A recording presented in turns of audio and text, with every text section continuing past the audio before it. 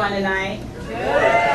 Good. You guys look like such a beautiful audience. But before I start, I love to test the self-esteem of my audience. So can I get all of the beautiful women to make some noise? Yes, I love women with high self-esteem. Okay, all the good-looking men. Can I hear all the good-looking men? Okay, we have 2 men with good self-esteem. I know what's going on with Christy. Where are the women who love good-looking men? Can I hear you? I'm going to tell you, I love good-looking men too, but ladies, I have learned that not all good-looking men are good for us. Like those good-looking men that be looking at men. They're good for Jeff, they're not good for us. And those good-looking men that sleep with your friends, they're not good for us either, ladies. By the way, as Jeff said, I'm Gaynell, not gay now. I'm still in the closet. I'll tell you what, though, if I don't find a good man soon, I might be gay later. And I'm not talking about like the average kind, ladies. You know what I'm talking about, like the really good kind. The ones that'll run your bath water for you and then drink it when you get out. Y'all know what I'm talking about, the kind that have a good job and good credit in a failing economy. Ladies, you know what I'm talking about. Come on. Okay, fine. I'll just go ahead and put it out there. I'm looking for a white man. Okay?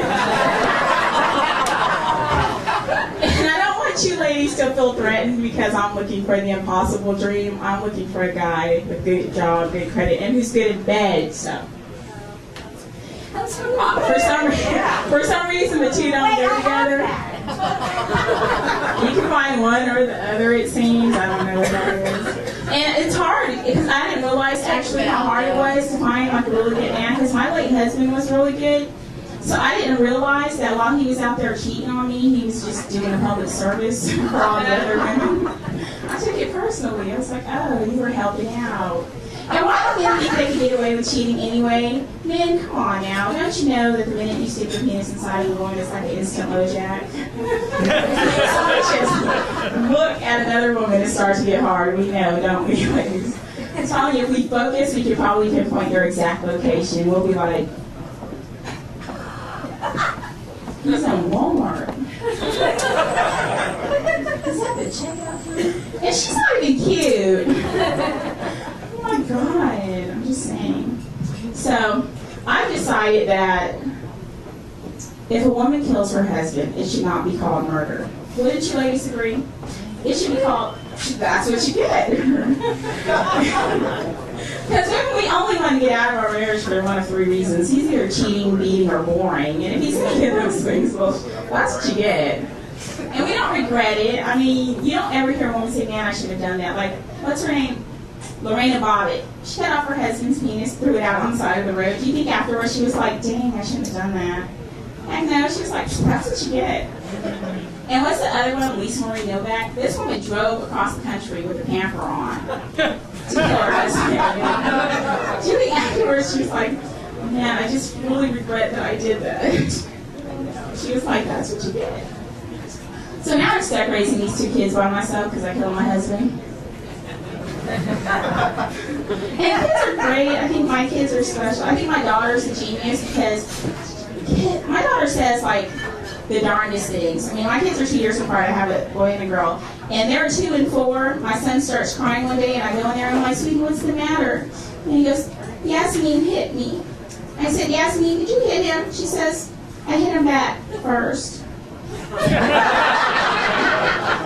I'm like, okay, well, she's 2, maybe she doesn't understand. I said, honey, did he hit you? She says, no, I hit him back first. It's like, wow. And then I found out that's a legitimate legal defense. It works in hitting, killing, and stealing, as OJ found out when he went to get his stuff back. The government was like, no, we stole it back first. It's like, what kind of idiot gets away with murder and goes to jail for stealing his own stuff?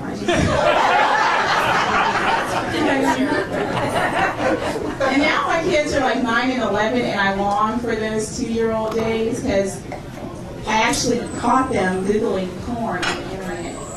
And it freaked me out. I didn't know what to do, so what I did was I had them write down whether or not they thought it was wrong and what the experience felt like for them.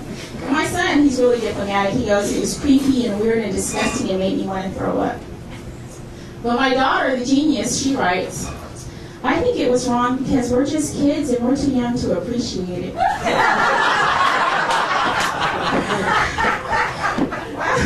what you got from that. I really didn't know what to say to that. And I thank you guys for laughing at my pain. I just feel so comfortable in this audience because there's so many of my sisters here, you know, all the blondes. I know you can't tell from looking at it. But no, I have this one blonde hair in the middle of my head, and it's so powerful. It takes over my whole personality. I do totally blonde stuff. Like, I have these 2 cell phones, and I lost one. So in order to find it, I called it, right? That's what you do. So I called my phone, and I found it, and then I looked at it, and I'm like, ooh, I have a missed call.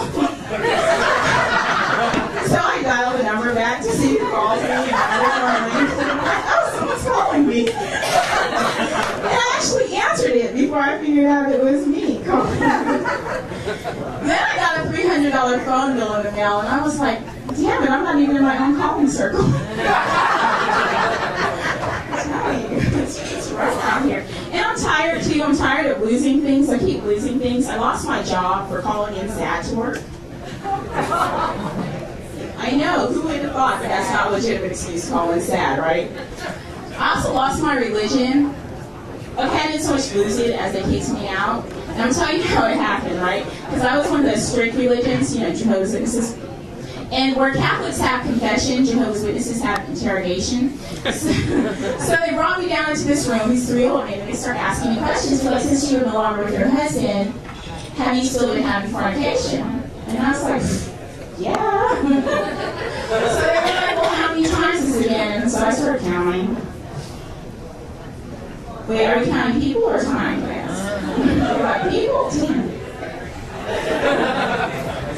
Wait, what if it was just oral? Does it still count if it's just oral?